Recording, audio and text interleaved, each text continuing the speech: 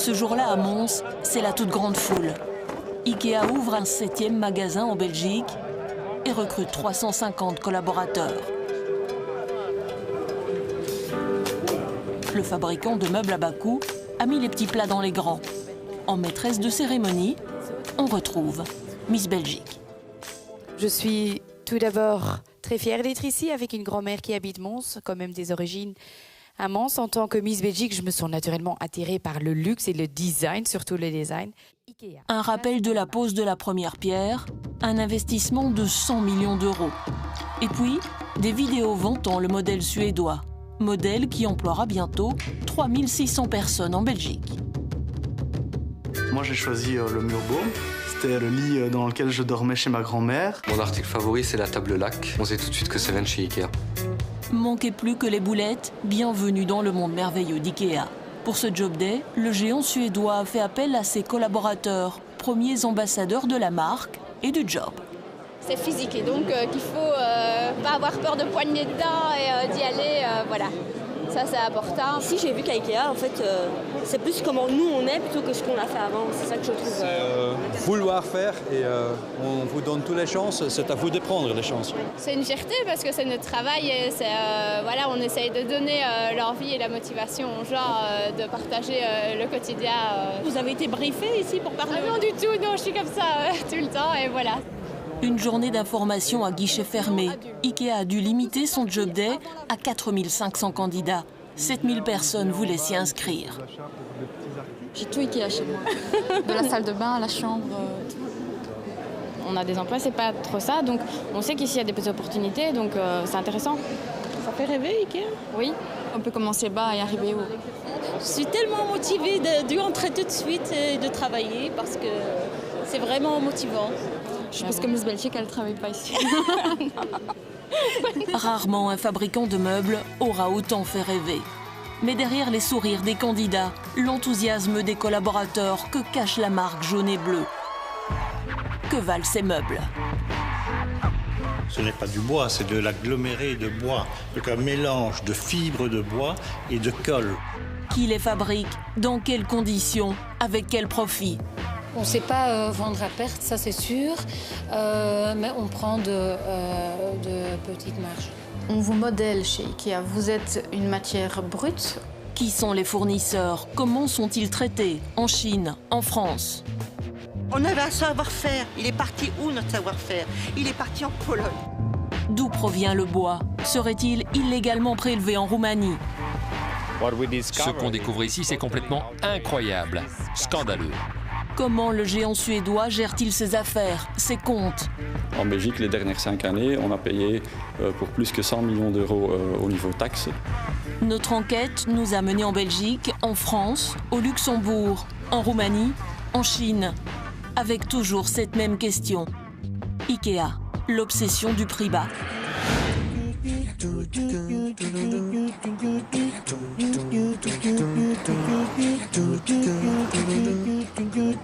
Chaque année, 13 millions de personnes franchissent ces portes, rien qu'en Belgique. La Belgique, qui compte 6 Ikea, et bientôt 8, avec l'ouverture de Mons et Hasselt. Le principe, c'est d'abord cette idée de génie, la flèche. Il faut suivre la flèche sur plus de 1 km 300 mètres en moyenne. Le parcours vous est imposé. À l'étage, vous commencez par le showroom, où l'art de la mise en scène, le meuble, est présenté dans son intérieur. Le fait qu'il y ait des décors, je trouve ça sympa. C'est pas cher et il y en a un peu pour tous les goûts et c'est assez moderne. Du salon au bureau, de la cuisine à la chambre à coucher, le tout en mode suédois, moderne et épuré. De quoi finir par être inspiré, c'est le but recherché. C'est un rêve, c'est tout de suite sympa, agréable. Tous vos enfants sont meublés Ikea? Beaucoup. Vous en avez combien? 4. Retour au rez-de-chaussée. Voici le marché, là où les rayons débordent, où le désordre est organisé. Des tapis aux luminaires et aux bougies parfumées. C'est le moment d'acheter ce qui vous a inspiré. La visite se termine par le libre service, l'autre idée de génie. Dans l'univers des cartons plats, pour gagner de la place, c'est vous qui accédez au stock pour récupérer vous-même votre meuble que vous allez vous-même monter. trouve ça bien, mais le problème c'est les montées. Si on les redémonte, je ne crois pas que ce soit super. Mais bon, en attendant, on ne doit pas déménager tous les jours. En marchant d'un bon pas, au total, vous aurez parcouru 1 km 350 mètres à l'IKEA de Zaventem en 15 minutes, 24 secondes. Mais surtout en ayant parcouru tous les rayons, sachant que 2/3 des achats chez IKEA sont des achats impulsifs. Difficile de quitter le magasin, le caddie vide. Et parfois, il vaut mieux être deux. On avait besoin de beaucoup de choses parce qu'on s'installe ensemble. C'est bien parce qu'on peut tout acheter. IKEA, finalement, c'est un bon rapport qualité-prix. Pour un début. Et c'est beau. Et vous avez payé combien pour tout cela? Trop. Quand même plus de 1000 €. Plus de 1000 € pour ce jeune couple, selon nos estimations, dans les 317 magasins qu'IKEA possède dans le monde, chaque visiteur dépenserait en moyenne 40 €. À l'origine de l'enseigne jaune et bleu, un homme, Ingvar Kamprad. Il donne son nom à la marque qu'il crée en 1943. I pour Ingvar, K pour Kamprad, E pour Elmtarid, la ferme dans laquelle il est né, A pour Agunarid, le village où il a grandi. Aujourd'hui, à 93 ans, c'est un empire que l'homme a cédé à ses 3 fils. Car IKEA, dans le monde, c'est 28 milliards de chiffre d'affaires, 147 000 collaborateurs, 716 millions de visiteurs. À Älmhult, en Suède, un musée lui est consacré. Il faut dire que l'inventeur des meubles au nom imprononçable incarne toujours la culture IKEA. En 1976, il écrit le testament d'un négociant en meubles. Le livre de chevet de tous les collaborateurs aujourd'hui encore. Le ton est biblique, les principes fondateurs. On retiendra le principal. Aucune peine ne devra être épargnée pour maintenir les prix les plus bas. Bonjour, bonjour, entrez. Je vous fais une petite visite. Tout d'abord la cuisine, totalement IKEA, les meubles, la table, les chaises, les luminaires. Qui ne possède pas au moins un meuble IKEA chez soi? Donc le salon pareil, tout est IKEA, excepté les divans. Sinon la déco, les meubles et la salle à manger pareil. La table, les chaises, le buffet. Cela fait 30 ans qu'IKEA s'est implanté en Belgique et que l'enseigne s'est imposée. Ensuite les chambres. Donc la plus grande, donc totalement IKEA également. Donc la garde-robe, le lit, les tables de nuit, le bureau. Luminaire également. Ici, tout est IKEA, sauf les divans et la télé. L'an dernier, lorsque cette mère de famille a dû meubler cet appartement pour sa fille étudiante à Namur, elle n'en avait que pour IKEA. Par souci de facilité. Premièrement parce que l'enseigne est tout près de la maison. Et puis parce qu'il y a tout, ça part de la petite pièce décorative, à l'ustensile de cuisine, aux meubles, aux décorations, au linge de lit, de maison, enfin voilà, donc tout y est, donc ça allait vite, c'était une demi-journée à consacrer et puis tout était fait, tout le choix était fait. Un an plus tard. Donc voilà, un an après, j'ai pas grand-chose à reprocher.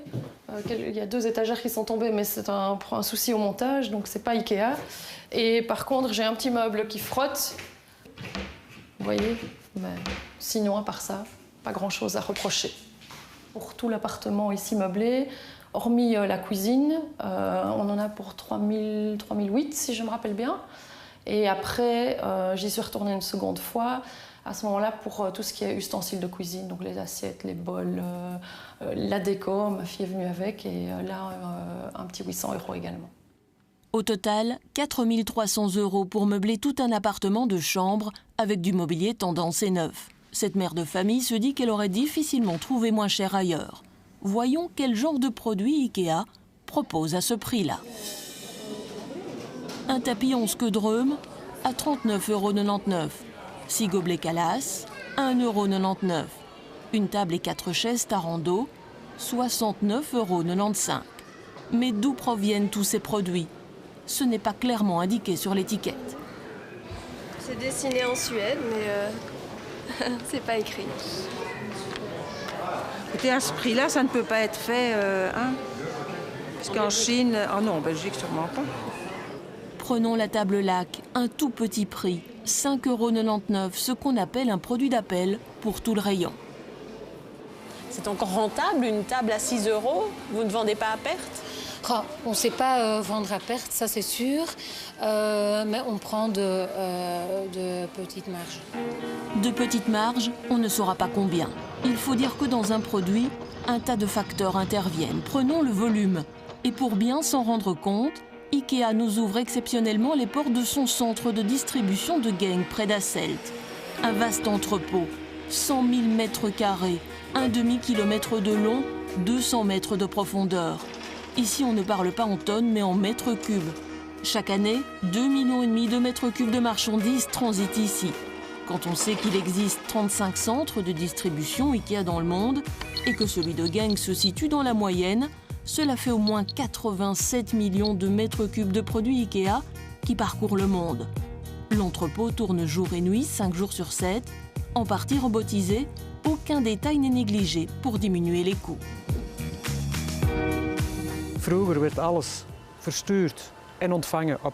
Avant, toutes ces palettes étaient en bois, ça prenait de la place pour le stockage, pour le transport aussi. Maintenant, tout est en carton, ça veut dire qu'on peut mettre plus de choses sur ces palettes et plus de choses dans nos camions aussi.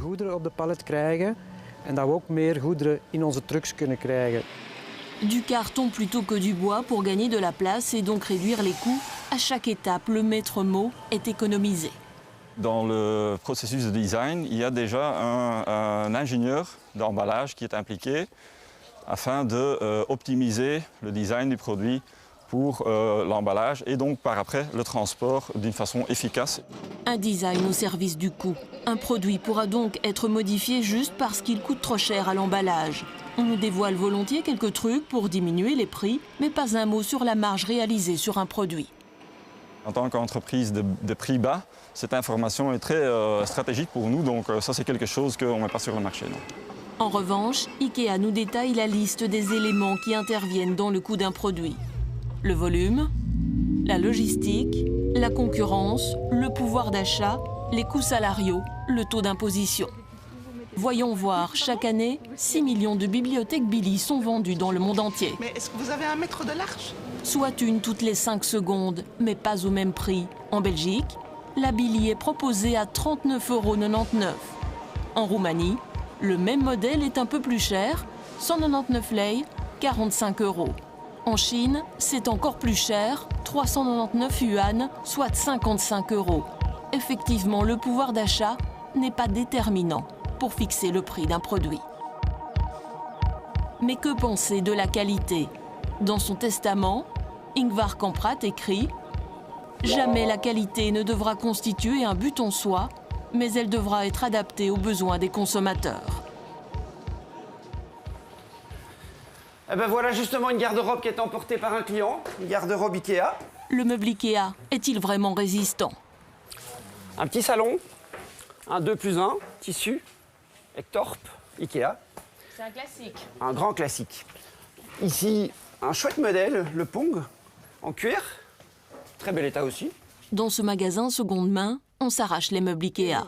Contrairement aux idées reçues, ils peuvent avoir plusieurs vies. Ils résisteraient au démontage, au remontage, au transport. Il y a tout de même une petite astuce. Les garde-robes, c'est souvent en module chez Ikea, c'est bien fait. Le grand meuble que vous voyez là, c'est aussi tous des petits modules qui s'assemblent.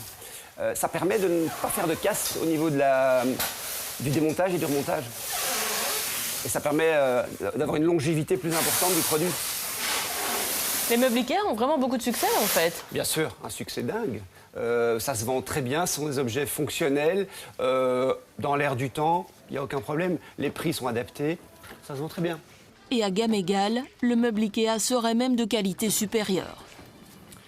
Ici, vous avez clairement une petite étagère de moins bonne qualité. On voit tout de suite le dos est moins bien fini. C'est un produit qu'on répugne un peu à prendre parce qu'il vieillit très mal et on a du mal à le vendre. Bah, par exemple, voilà, vous voyez, tout de suite, ça casse.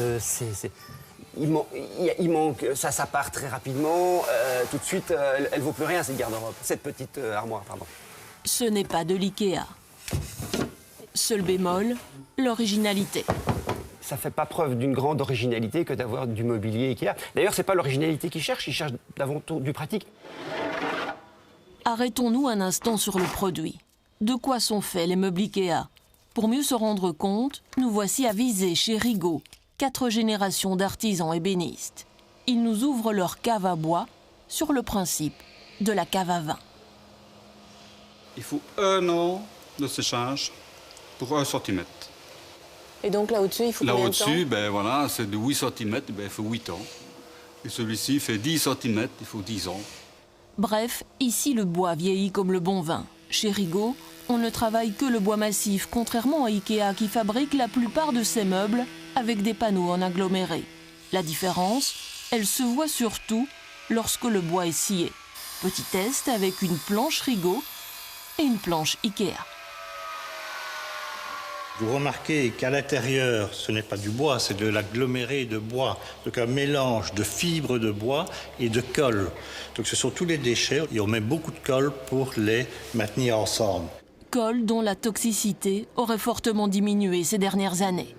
Et par-dessus, on met un film, soit de papier photo imitation bois, soit éventuellement une très fine pellicule d'1 dixième ou 2 dixièmes de bois.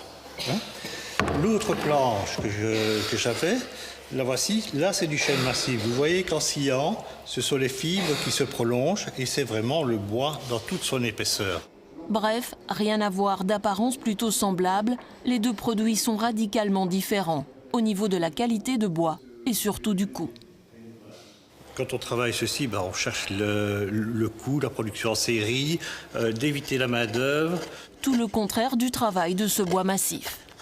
Avec la main-d'œuvre qu'on doit ajouter pour obtenir un panneau d'1 mètre carré, on peut dire qu'on est certainement à 20 fois le prix de l'autre panneau.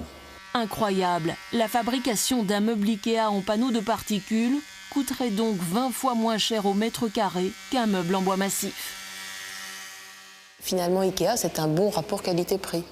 Ça, je ne peux pas vous dire que c'est un bon rapport qualité-prix. Ce que je peux vous dire, c'est qu'ils cherchent à vous offrir le meuble au prix le moins cher. Maintenant, il faut voir à l'usage, avec le renouvellement du meuble dans le temps, et faire un calcul pour voir si en finalité, si on achète X meubles Ikea pendant 10 ans, 20 ans, ou un seul autre, quel est le meilleur rapport qualité-prix? En attendant, on comprend mieux comment la marque suédoise peut se permettre de vendre sa table basse laque à 5,99 €. Nous nous sommes encore demandé si la qualité de l'aggloméré avait évolué au fil du temps. Pas simple, les modèles sont nombreux. Partons donc d'un même produit, toujours la Billy qui vient de fêter ses 35 ans, et comparons la planche d'origine à celle d'aujourd'hui. À première vue, la planche la plus récente a l'air plus aérée que l'ancienne. Donc probablement qu'elle a une masse volumique plus faible que l'ancienne. Ça reste à vérifier. Nous sommes au laboratoire de la forêt à l'UCL. Cet anatomiste du bois va plonger des échantillons de panneaux dans l'eau pour en mesurer la masse. Plus la masse volumique est importante, plus la planche est solide. On constate une différence d'à peu près 4,5% entre les deux planches, à l'avantage de l'ancienne. De là à dire que la qualité est moindre, c'est difficile de s'avancer. Pratiquement aucune différence en 35 ans d'intervalle. Pour un même produit, la planche d'hier serait aussi solide que celle d'aujourd'hui. Dans ses rayons, Ikea met toujours en avant son design suédois et démocratique. Un design petit prix destiné au plus grand nombre. Prenons cette chaise, la Meltorp. Sur l'étiquette, vous retrouvez le nom du designer, Ola Wilborg. A-t-il déjà rencontré Norman Foster? En 2005, Norman Foster crée une chaise pour la société américaine Emeco. Et la ressemblance est troublante. Tellement qu'Emeco a décidé de poursuivre Ikea en justice pour plagiat. Ikea ne souhaite pas faire de commentaires. Le procès est en cours à Munich. Mais cela pose question. Copier, ce serait ça le design démocratique? Nous nous rendons chez Fermob à Toissay, au nord de Lyon, un des spécialistes du meuble de jardin. Prenons 4 chaises basses. Qui peut dire quelle est la chaise Ikea?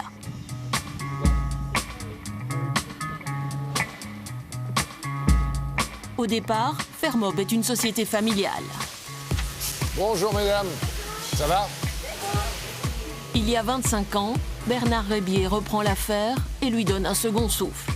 À l'international, la ville de New York lui a même passé une commande de 12 000 chaises, autant que le nombre de taxis new-yorkais. Alors, nous allons nous diriger vers la chaîne de peinture. Début des années 2000, Fermob lance la gamme Luxembourg, des chaises de jardin métalliques de différents styles, une création qui prend du temps.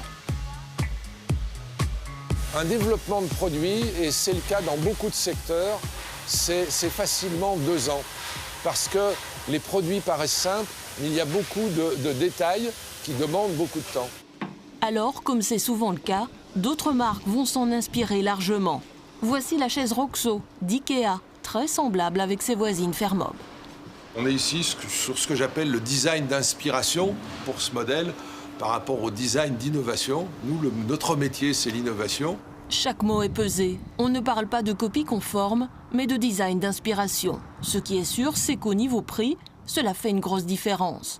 La chaise IKEA coûte 59 €, les Fermob 250 à 350. IKEA, un designer d'inspiration. Je dirais que comme c'est un distributeur, le leader mondial, il a popularisé des formes modernes et on peut penser que IKEA, ayant popularisé, IKEA est le père ou la mère du design. C'est faux. En amont de tout ça, il y a des milliers de designers en France, en Italie, en Belgique ou partout ailleurs qui inspirent les équipes d'IKEA. Et dans le milieu, on vous dira que tout le monde inspire tout le monde. Le patron nous confiera pourtant qu'IKEA aurait bien voulu travailler avec eux.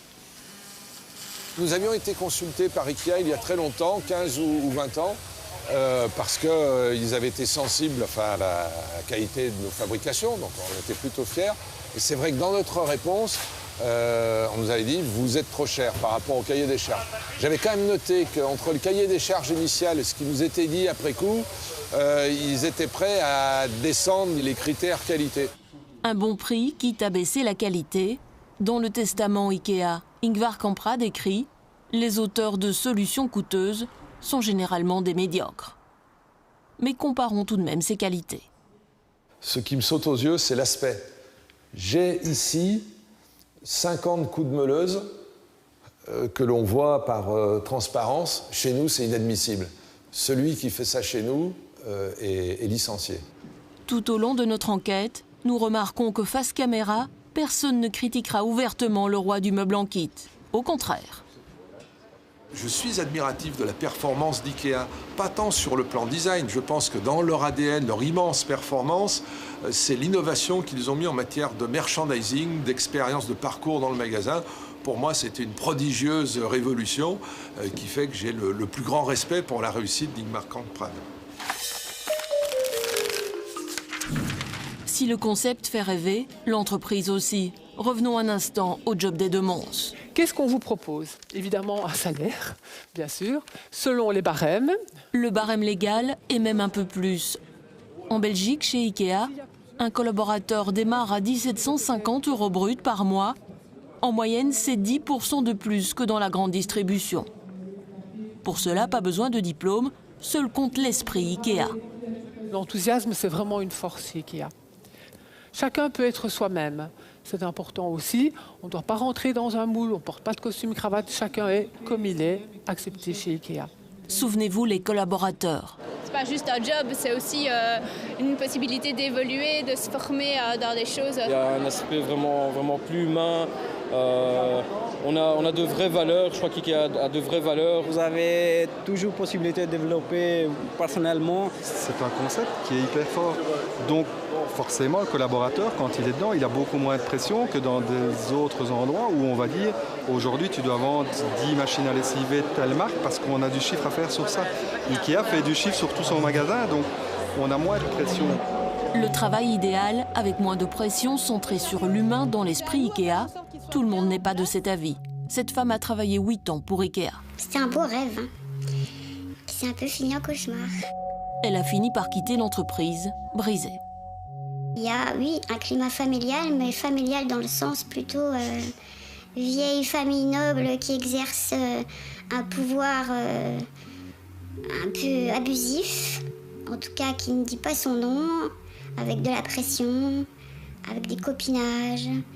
Quand on sait, parce que forcément on le sait, qu'il y a des problèmes de gens en dépression, de burn-out, ou qu'il y a des gens qui utilisent trop leur statut pour un peu faire le ménage dans leur magasin, est-ce qu'on peut toujours dire que l'humain est au centre des préoccupations?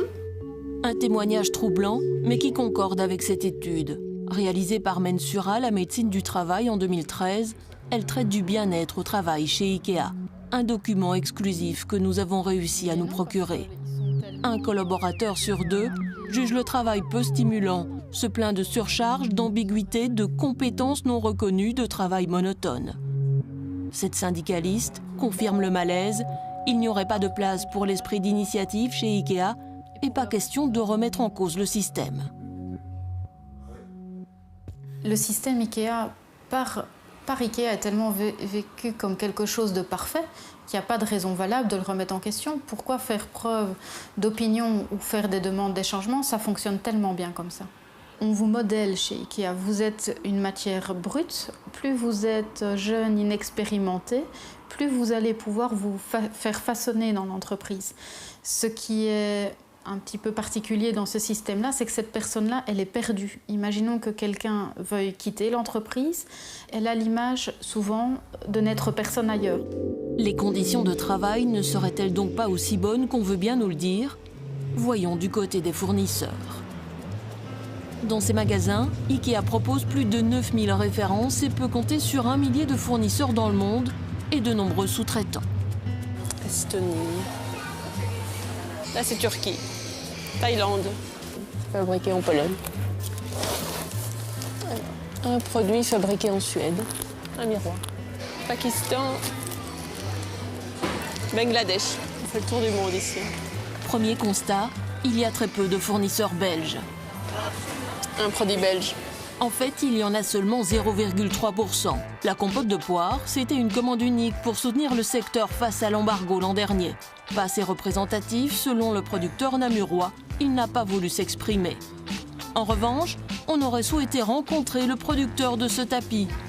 Aujourd'hui produit en Turquie, il l'était encore récemment en Belgique par la société Balta.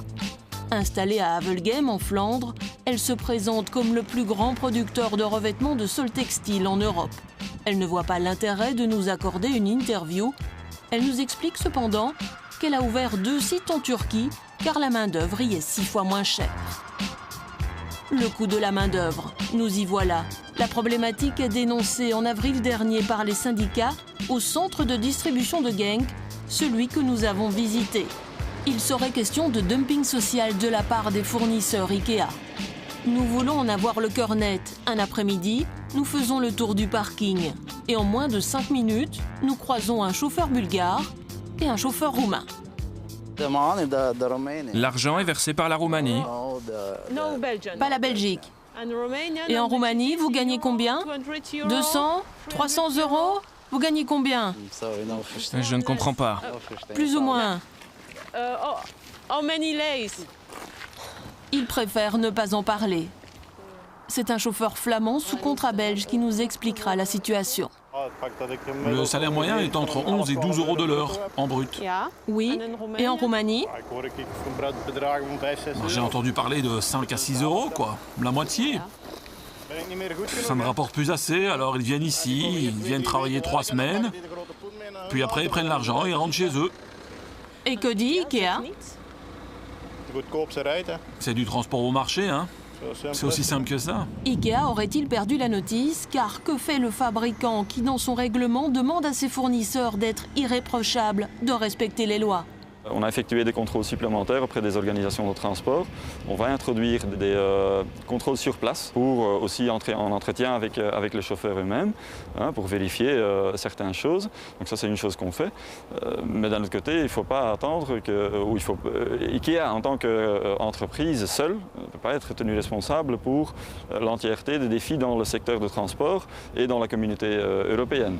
Du dumping social pratiqué par les fournisseurs et toléré par Ikea, s'il est avéré, le fabricant de meubles ne serait pas le seul. Les syndicats espéraient tout de même plus de fermeté de la part du géant suédois. Les fournisseurs d'Ikea seraient-ils mis sous pression? Si vos marges sont réduites, celles de vos fournisseurs sont encore plus réduites? Ce n'est pas le cas. On a toujours de bons accords avec nos fournisseurs. Ces accords sont-ils vraiment toujours aussi bons? Pour en savoir plus, nous nous sommes intéressés au divan Ektorp, un autre classique d'IKEA. Estampillé ici Made in France, nous prenons donc la direction de Dunkerque. Sur le parking, une poignée d'ouvriers licenciés nous attendent. L'entreprise a fermé il y a 3 ans. Allez, bon, on y va jusqu'à là-bas voir. On va faire la visite. Alors ici, c'était tous les bureaux de chez Green Sofa, où on était pas mal déjà dans les bureaux aussi, parce qu'on produisait pour Ikea. On avait 6 chaînes à un moment donné, et on faisait 240 canapés par chaîne. À l'époque, ils étaient plus de 100 à fabriquer plus de 30 000 canapés par mois. Leur employeur, Green Sofa, avait signé un contrat d'exclusivité avec Ikea. Aujourd'hui, c'est fini. On avait un savoir-faire. Il est parti où, notre savoir-faire? Il est parti en Pologne. Et alors qu'on avait tout ici sur place. Pour eux, parce qu'on a tout mis ça sur place, c'est pour eux. Hein. Parce qu'un jour ou l'autre, ils disaient « Ah, il faut faire comme ça, allez hop !» On voulait faire comme eux, ils disaient toujours comme eux. Comme une fois, ils nous ont dit « Oh, on va avoir une grande production. » C'était en 2007. Une grande production, il faut faire des équipes, matin et après-midi. Mai 2007. Septembre 2007, c'est fini. Ah non, non, c'est bon, on n'a plus besoin. Ils étaient payés au SMIC, 1 100 € par mois. Puis un jour, Ikea a trouvé moins cher en Pologne et en Roumanie. Mais quand tu penses que les Roumains sont venus travailler pendant 3 semaines sur nos chaînes pour voir comment travailler. Il y a eu des équipes de Roumanie qui sont venues voir comment la fabrication d'un canapé de A à Z. Et se repartir avec les plans de formation du canapé, quoi que ce soit. Petite consolation, à la fermeture, les ouvriers qui le souhaitaient pouvaient passer sous contrat roumain. J'ai posé ma candidature et puis ils m'ont dit oui, il y a du boulot en Roumanie, mais pour 280 € par mois. Ben, pas un problème, j'ai dit je vais partir pour 280 € par mois. Mais il dit oui, mais il n'y a plus que 3 semaines de congé. C'est pas grave, j'ai dit je veux aller en Roumanie. Elle est finalement recalée sur son anglais. Ce qu'ils retiennent du géant suédois, une certaine exigence et l'impératif du coût qui se répercute directement sur le produit. Au début, ils étaient vraiment bien finis. Quoi que ce soit dans la carcasse, dans la densité de la mousse, dans la qualité du tissu. Mais après, au fur et à mesure, Ikea a changé son cahier de charge de travail. Si le coussin faisait par exemple 15 cm d'auteur, à la fin, il pouvait passer à 12 cm. Mais on mettait un morceau de watine pour compenser le volume. Donc à vue d'œil, vous ne le voyez pas, mais en quantité sur 1000 et 1000 canapés, fauteuils qui sont sortis, ça se voit. La qualité au service du prix, l'exclusivité qui conduit à la fermeture. C'est cela, les bons accords dont parlait Ikea. Aujourd'hui, pour les ouvriers, le combat se poursuit en justice contre Green Sofa, qui depuis a installé ses ateliers en Roumanie. Le comble, c'est que même installés à l'Est, ils ne travaillent plus pour Ikea. Si 2/3 des produits vendus sont fabriqués en Europe, à proximité des matières premières et des clients, le dernier tiers des fournisseurs se trouve ici, en Asie.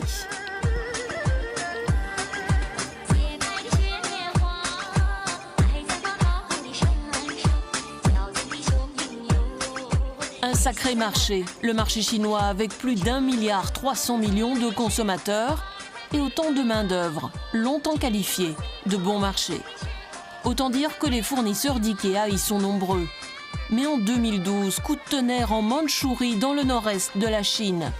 Plus de 200 d'entre eux claquent la porte. Du jamais vu. À Mudanyang, ce jour-là, nous avons rendez-vous avec l'un de ses patrons. Ou plutôt le fils du patron déjà promu sous-directeur à 26 ans. Tao Tang nous ouvre exceptionnellement les portes de son usine. C'est la toute première fois qu'il reçoit des journalistes occidentaux. Sur le site, des dizaines d'entrepôts, des milliers de mètres cubes de bois, du pain essentiellement. Et puis, les fameux cartons plats sur le modèle Ikea. Ici, 1 millier de personnes travaillent. Et jusqu'en 2012, ils ont fabriqué des tables et des lits pour Ikea.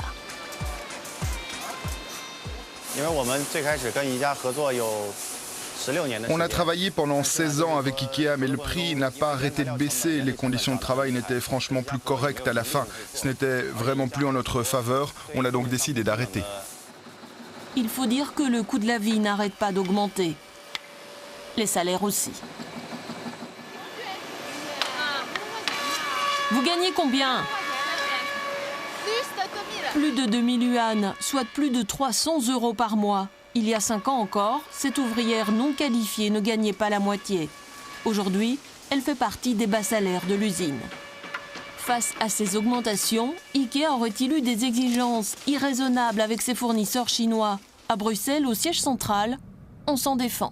Chaque 2 ans, on fait une enquête, on fait un sondage auprès de nos fournisseurs où on demande leur satisfaction, etc. Et 80% de nos fournisseurs disent qu'ils voudraient faire plus de business avec Ikea.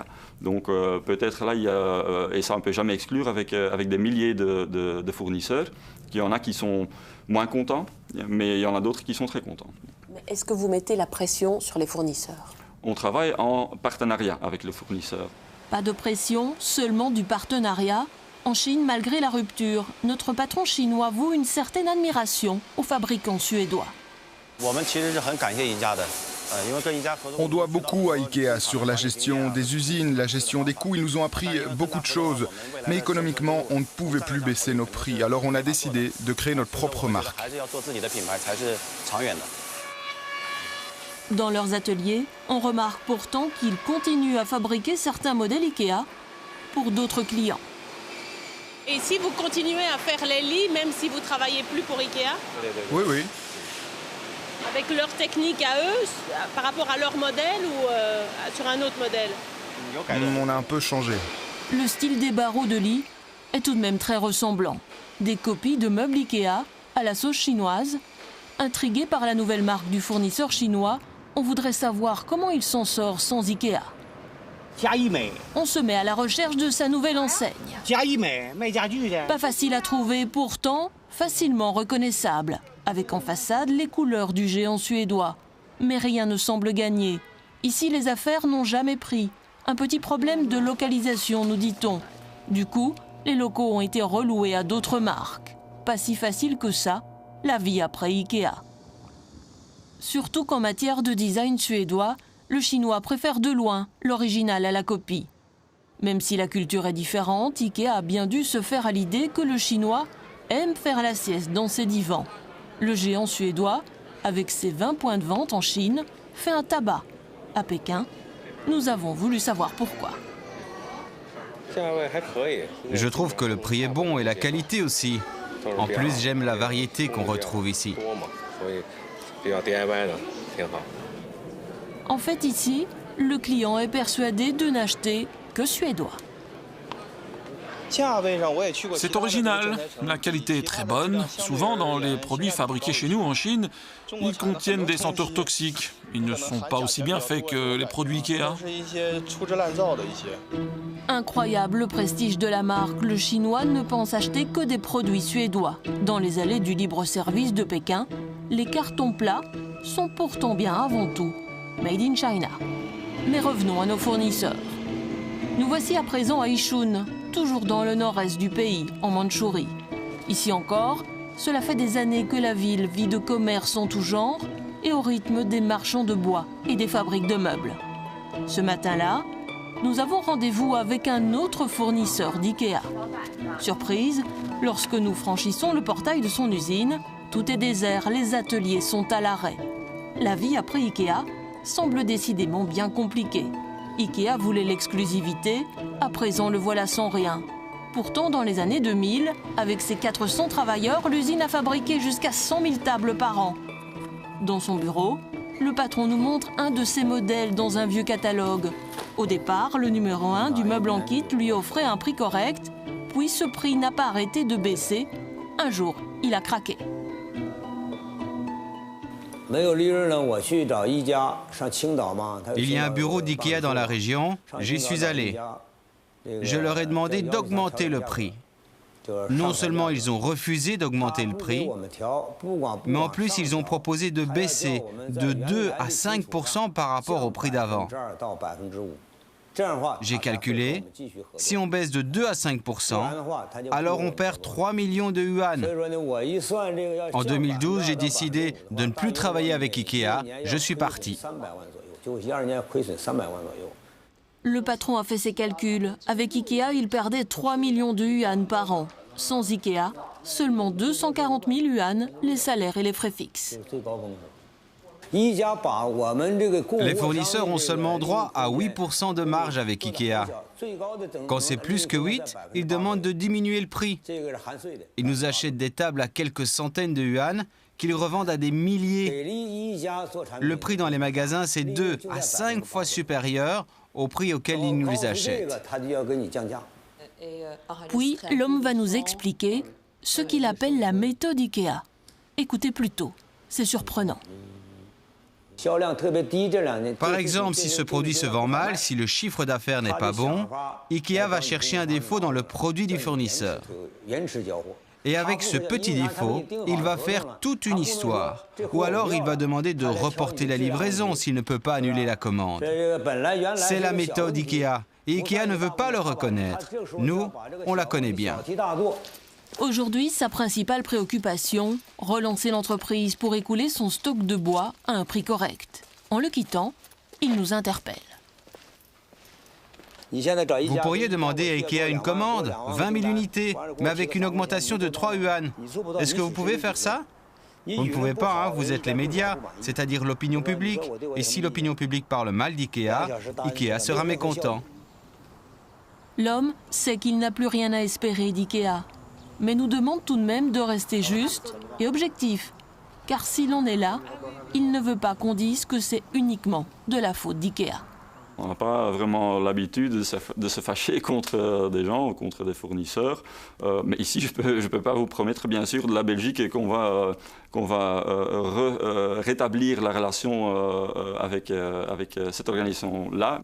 Mais le directeur de la communication admet tout de même qu'IKEA s'est séparé de 80 fournisseurs en Chine. Motif, ils ne répondaient plus à leurs attentes ni à leurs critères qualité. Il faut dire que ces dernières années, la Chine a été très préoccupée par sa forêt. La région d'Ichun, que l'on surnomme aussi la mer de bois, a vu ses ressources fondre à force de fournir tout le pays pendant des décennies. Aujourd'hui, il est interdit de couper le moindre arbre. Ce bûcheron peut en témoigner, il a perdu son emploi, mais il reconnaît qu'il était temps de réagir, de replanter. Il n'y a plus de gros arbres maintenant. Ils sont très fins.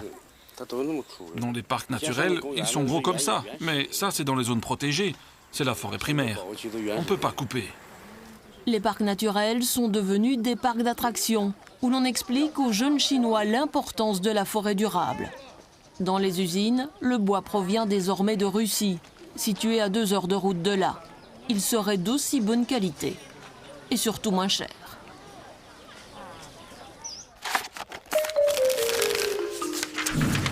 L'obsession du pas cher, du bon marché.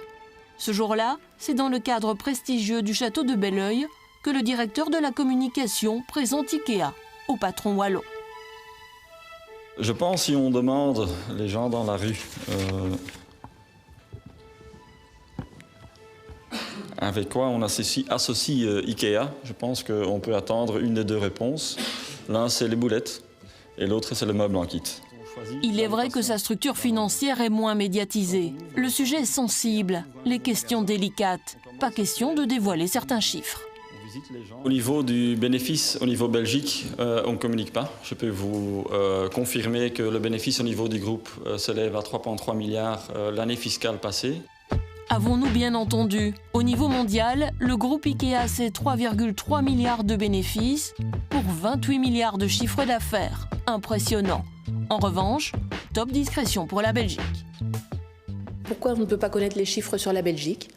C'est quelque chose qu'on s'est mis d'accord au niveau du groupe, qu'on ne communique pas au niveau des pays, pour ne pas avoir une compétition entre les pays au niveau des choses financières, parce que pour nous, ce qui compte, c'est l'attention qu'on porte à nos clients et pas nécessairement le bénéfice que ça rapporte. Plus important les clients que le bénéfice, voyons plutôt. On en parle peu, mais en Belgique, il n'y a pas que les points de vente Ikea, il y a aussi les sociétés. Ainsi, adossé au magasin de Zaventem, voici Ikea Belgium qui gère la distribution. Classique. Mais 2 rues plus loin, plus discret, plus intéressant fiscalement. Ikea Service Center, le centre financier, la banque interne du groupe, celle qui bénéficie des intérêts notionnels, une déduction fiscale sur les capitaux. Selon ces documents de la Banque nationale, il s'élevait à plus de 325 millions d'euros en 2014. En Belgique, les dernières 5 années, on a payé pour plus que 100 millions d'euros au niveau taxes.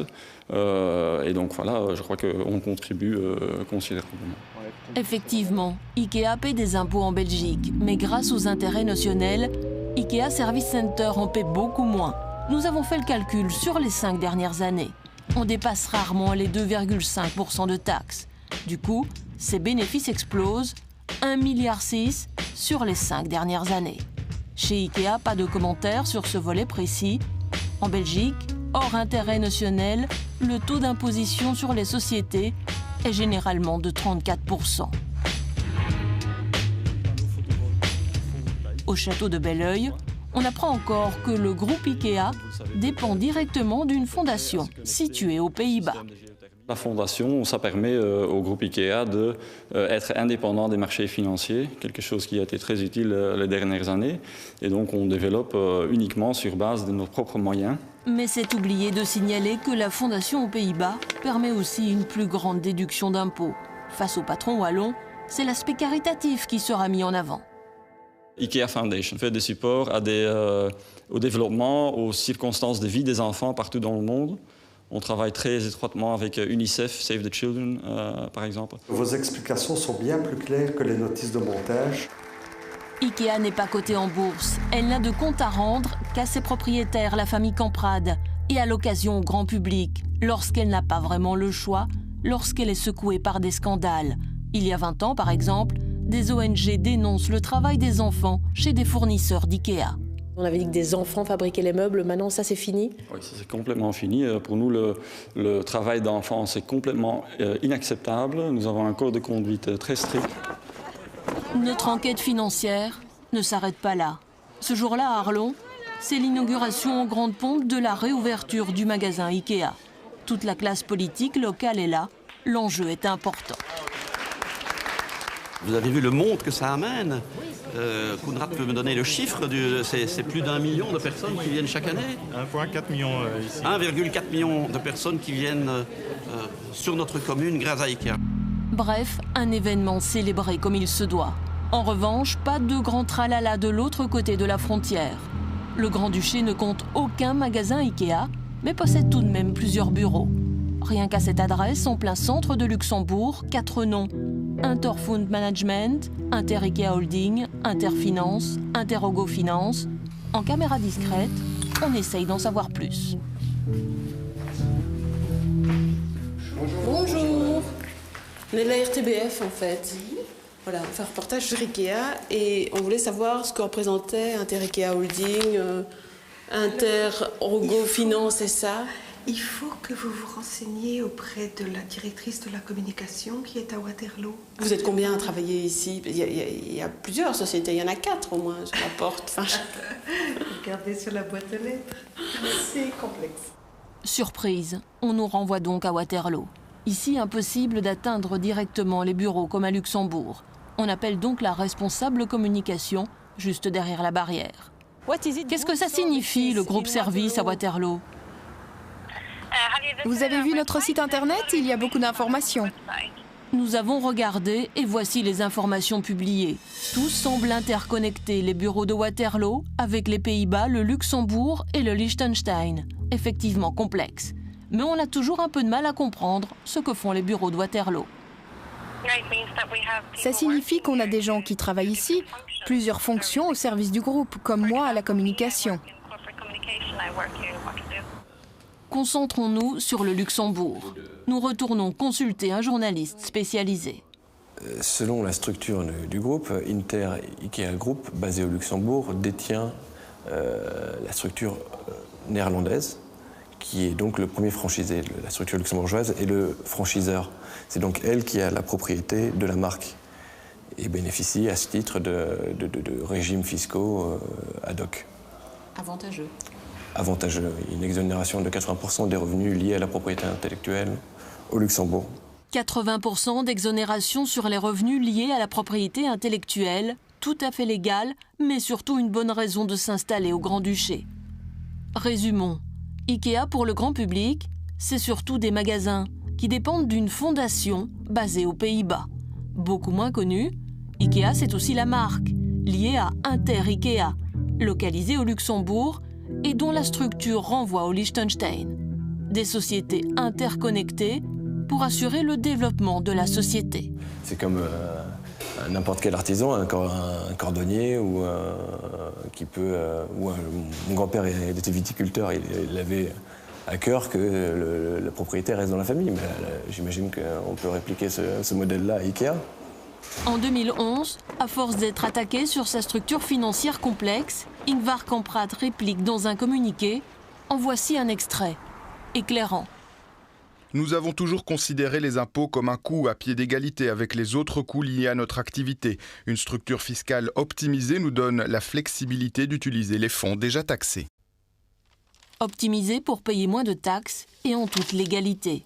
Mais on n'est pas au bout de nos surprises, car depuis, il y a eu l'affaire LuxLeaks. En novembre dernier, LuxLeaks dévoile les accords secrets passés entre les grands groupes et le fisc luxembourgeois. Dans ce document confidentiel de 2009, on apprend qu'Inter-IKEA change de structure pour s'adapter à la législation, tout sauf un détail. Ce qu'il se passe, c'est que lors de la conversion, le capital fiscal de la société luxembourgeoise est réévalué à 5 milliards. Et ça permet, en gros, à la société luxembourgeoise de distribuer à l'avenir des dividendes à hauteur de 5 milliards à son actionnaire, qui est apparemment une fondation Liechtenstein, en exonération d'impôts. Incroyable, 5 milliards exonérés d'impôts, voilà qui valait bien un petit changement de structure. En tant qu'expert fiscal, c'est que cette construction, elle est parfaitement légale. Et c'est bien joué de la part d'IKEA. C'est bien joué de la part d'IKEA. Fiscalement aussi, IKEA sait faire preuve d'une grande créativité. Et souvenez-vous, le testament. Les auteurs de solutions coûteuses sont généralement des médiocres. Bref, comme tout est légal, optimisons. Avant de quitter Luxembourg, une autre société au design suédois nous intrigue, Ikano. Elle est située dans le même pâté de bureau qu'Inter-IKEA. C'est pas du tout la banque d'IKEA ici où... On obtient un rendez-vous avec la porte-parole. Elle ne souhaite pas être filmée. Et donc, vous n'êtes pas la banque d'IKEA? Non, on est la banque d'Ikano. Nous avons les mêmes fondateurs, c'est pour ça que vous mélangez tout. Et cette société n'est pas là pour payer moins d'impôts. Non, on est indépendant. On est indépendant. Une société de services sans lien avec IKEA, sauf avec la famille Kamprad, tout cela est bien complexe. À l'accueil, on peut tout de même voir qu'Ikano possède Dendropoland, qui chaque année fabrique 2 millions de matelas pour IKEA. Pour mieux maîtriser ses coûts, IKEA n'est jamais en manque d'idées. Cet été, la société vient de faire une immense acquisition en Roumanie. Non pas le bâtiment de la bourse de Bucarest, désormais barré par une immense publicité pour la marque suédoise. En fait, IKEA vient de s'offrir 33 600 hectares de forêt pour mieux gérer son approvisionnement. Certains diront pour une bouchée de pain. Difficile de savoir combien en 2013. Elle était mise en vente pour 116 millions de dollars, peu comparé au bénéfice mondial de 3,3 milliards. Aujourd'hui, IKEA devient ainsi le plus grand propriétaire de forêt en Roumanie. Ici, la nouvelle acquisition d'IKEA fait grand bruit car certains l'ont appris un peu par hasard, et surtout à leurs dépens. Ce jour-là, nous avons rendez-vous avec un homme qui se sent floué. C'est vrai, IKEA possède une portion de ma forêt.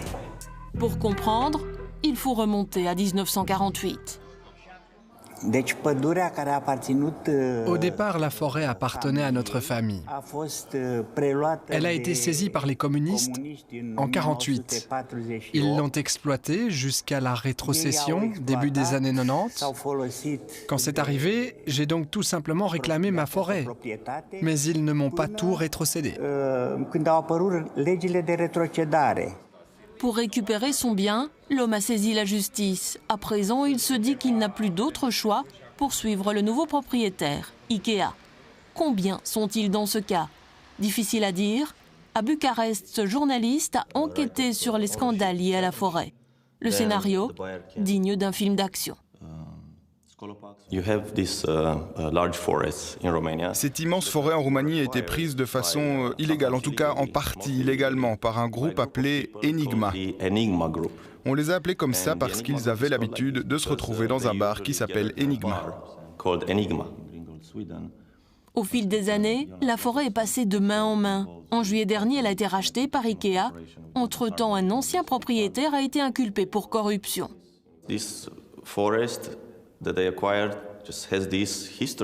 Cette forêt a son histoire, et ce n'est pas une bonne histoire. Il faut donc vérifier la provenance, voir qui sont les vrais propriétaires. Ça doit être fait au plus haut niveau d'IKEA, parce que même quand on s'appelle IKEA, ça peut se retourner contre vous. À Bruxelles, on nous assure que tout est sous contrôle. Pour l'instant, on n'a pas d'informations comme quoi il y aurait des terrains qui appartiendraient à quelqu'un d'autre. Donc on a fait notre devoir, on a vérifié ces choses-là et on a enlevé les terrains dans lesquels on pensait qu'il y avait des contestations. Rien à signaler, ils admettent tout de même avoir pris des dispositions. La forêt, un sujet très sensible en Roumanie. Gabriel Paun en a fait sa priorité. Activiste, il a travaillé pour Greenpeace avant de créer sa propre association. Son combat, débusquer la forêt coupée illégalement. Les dernières années, la Roumanie a tellement perdu de forêt. Ils ont évalué la perte à 5 milliards d'euros dans la dernière décennie. Aujourd'hui, il est interdit de couper des arbres dans les parcs et les réserves naturelles. Ce matin-là, on le retrouve avec un ami biologiste dans le parc d'Apuzeni, dans le nord du pays. À peine arrêté, il croise un transporteur de bois. Le convoi leur semble louche. Gabriel Paun passe immédiatement un coup de fil au numéro d'urgence le 112 pour vérifier les autorisations. Ils disent que c'est OK avec ce camion. Il est bien enregistré dans le système.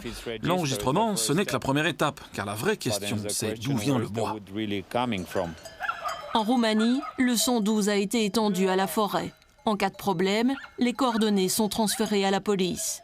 En 6 mois, 3000 infractions ont été constatées.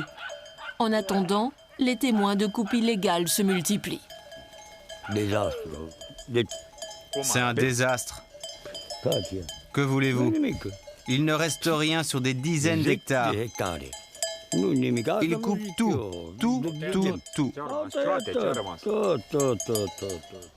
Nous ne croiserons plus de camions. Restent les dégâts, des dizaines d'hectares abattus sans autorisation, parfois depuis plusieurs années.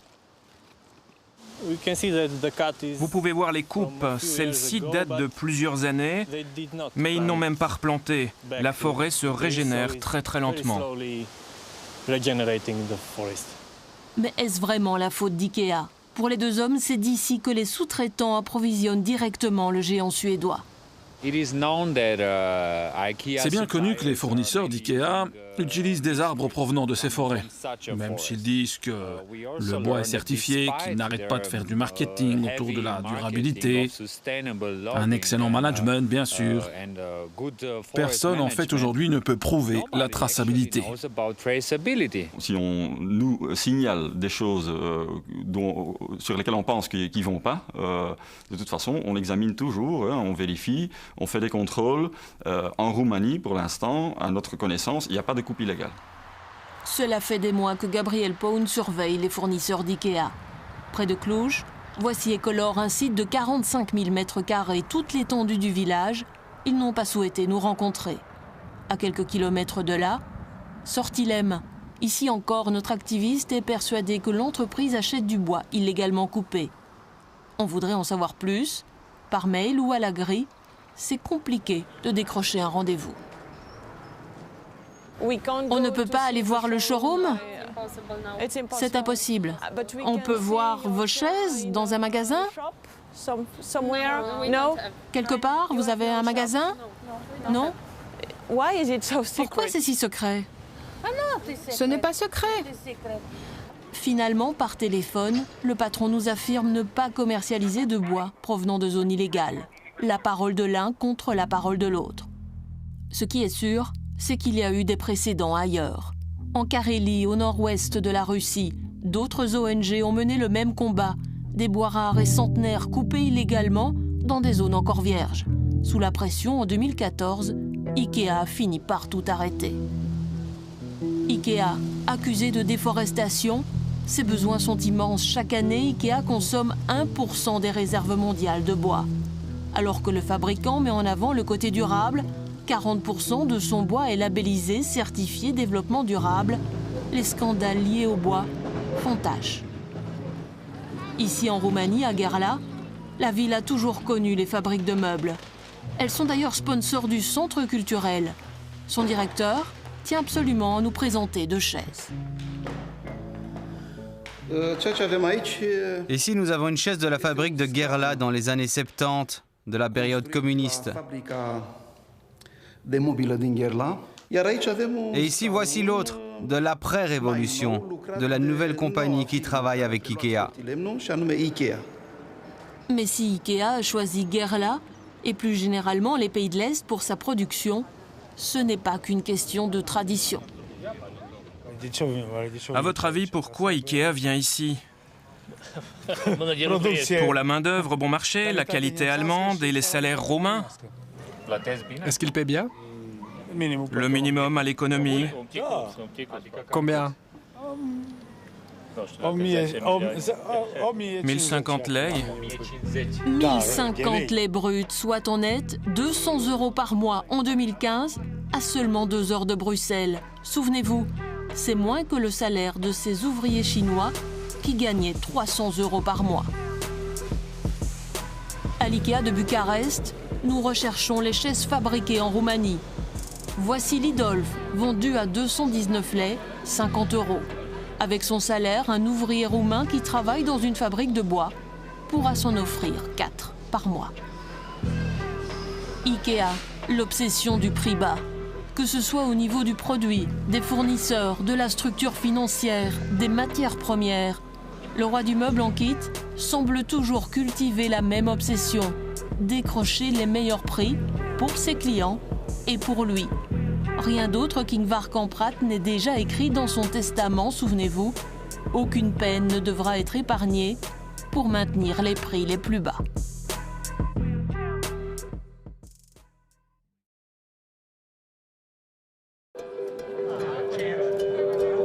Ce jour-là à Mons, c'est la toute grande foule. Ikea ouvre un 7e magasin en Belgique et recrute 350 collaborateurs. Le fabricant de meubles à bas coût a mis les petits plats dans les grands. En maîtresse de cérémonie, on retrouve Miss Belgique. Je suis tout d'abord très fière d'être ici avec une grand-mère qui habite Mons, quand même des origines à Mons. En tant que Miss Belgique, je me sens naturellement attirée par le luxe et le design, surtout le design. Un rappel de la pose de la première pierre, un investissement de 100 millions d'euros. Et puis, des vidéos vantant le modèle suédois. Modèle qui emploiera bientôt 3600 personnes en Belgique. Moi j'ai choisi le Murbo. C'était le lit dans lequel je dormais chez ma grand-mère. Mon article favori c'est la table lac. On sait tout de suite que ça vient de chez Ikea. Manquez plus que les boulettes, bienvenue dans le monde merveilleux d'Ikea. Pour ce Job Day, le géant suédois a fait appel à ses collaborateurs, premiers ambassadeurs de la marque et du job. C'est physique et donc qu'il faut pas avoir peur de poigner dedans et d'y aller, voilà. Ça c'est important. Ici j'ai vu qu'à Ikea, en fait, c'est plus comment nous on est plutôt que ce qu'on a fait avant. C'est ça que je trouve. Vouloir faire et on vous donne toutes les chances, c'est à vous de prendre les chances. C'est une fierté parce que c'est notre travail et voilà, on essaye de donner l'envie et la motivation aux gens de partager le quotidien. Vous avez été briefé ici pour parler? Non du tout, non, je suis comme ça tout le temps et voilà. Une journée d'information à guichet fermé. Ikea a dû limiter son Job Day à 4500 candidats. 7000 personnes voulaient s'y inscrire. J'ai tout Ikea chez moi. De la salle de bain à la chambre. On a des emplois, c'est pas trop ça. Donc on sait qu'ici il y a des petites opportunités, donc c'est intéressant. Ça fait rêver Ikea? Oui, on peut commencer bas. La mère de famille a dû meubler cet appartement pour sa fille étudiante à Namur. Elle n'en avait que pour Ikea. Par souci de facilité. Premièrement parce que l'enseigne est tout près de la maison Et puis parce qu'il y a tout, ça part de la petite pièce décorative à l'ustensile de cuisine, aux meubles, aux décorations, au linge de lit, de maison, enfin voilà, donc tout y est, donc ça allait vite, c'était une demi-journée à consacrer et puis tout était fait, tout le choix était fait. Un an plus tard. Donc voilà, un an après, j'ai pas grand-chose à reprocher. Il y a 2 étagères qui sont tombées, mais c'est un souci au montage, donc c'est pas Ikea.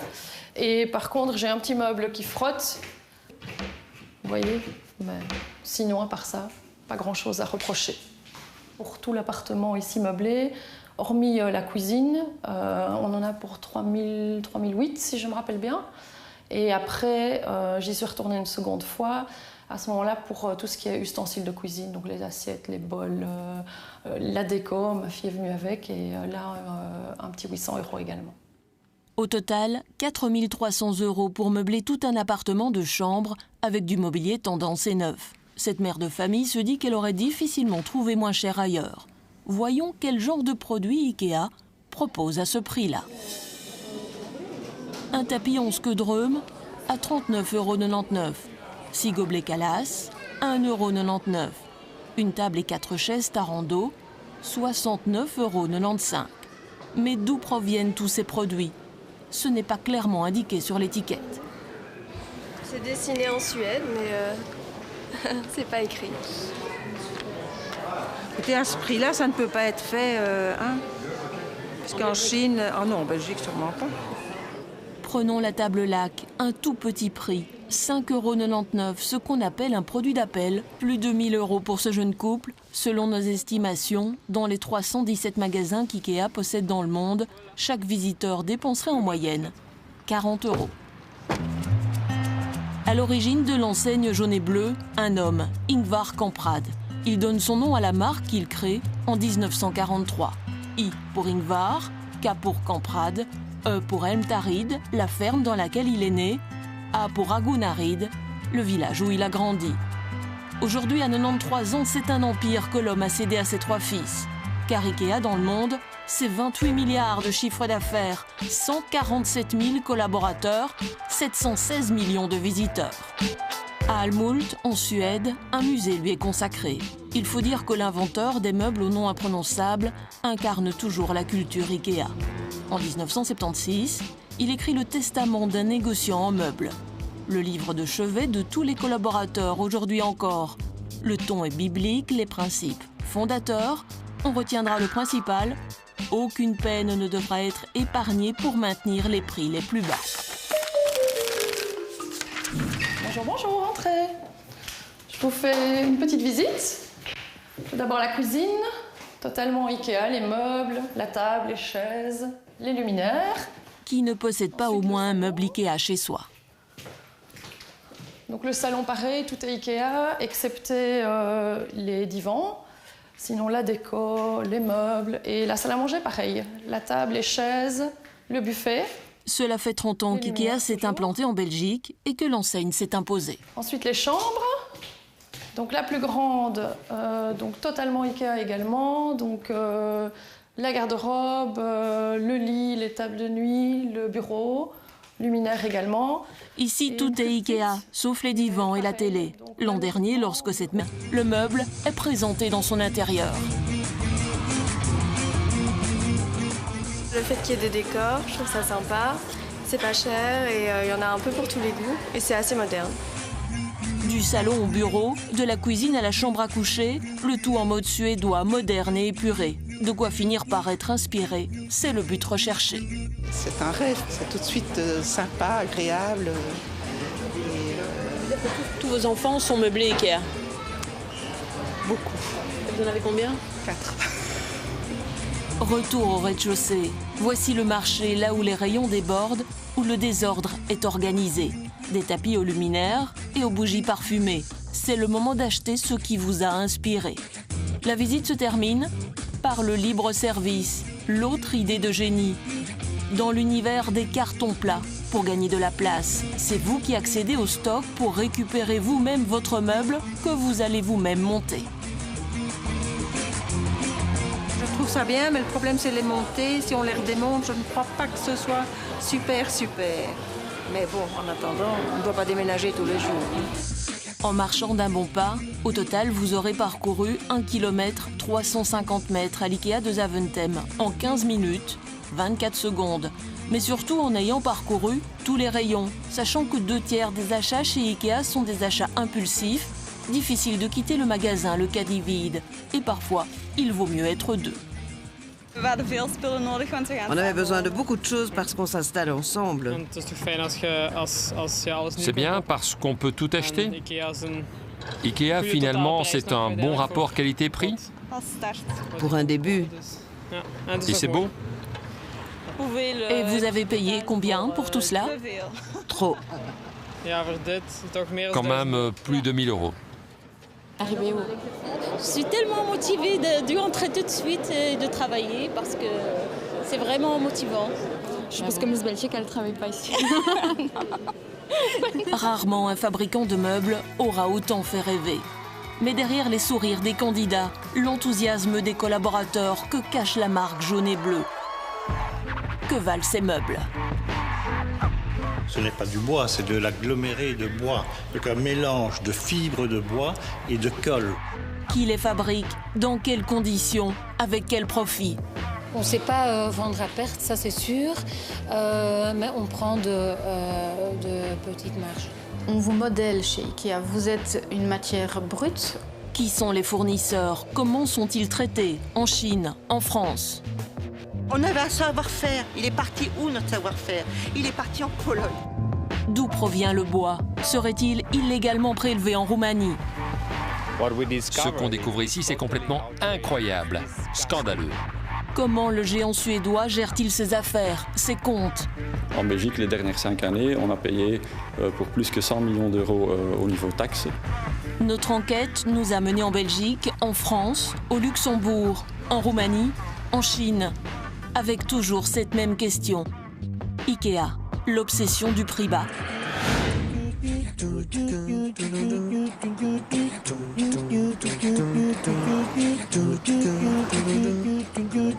Chaque année, 13 millions de personnes franchissent ces portes, rien qu'en Belgique. La Belgique, qui compte 6 IKEA, et bientôt 8, avec l'ouverture de Mons et Hasselt. Le principe, c'est d'abord cette idée de génie, la flèche. Il faut suivre la flèche sur plus de 1 km 300 mètres en moyenne. Le parcours vous est imposé. À l'étage, vous commencez par le showroom, où l'art de la mise en scène